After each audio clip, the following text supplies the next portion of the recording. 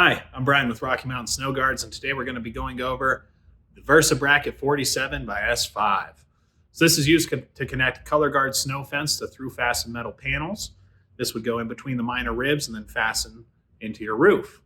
It's going to have 3 fasteners, and that's going to be dependent on what decking you're going into, whether it's wood or it's metal, will have a corresponding fastener. It comes with butyl tape on the bottom portion. You just remove the paper there, and you can stick it straight down to the roof deck.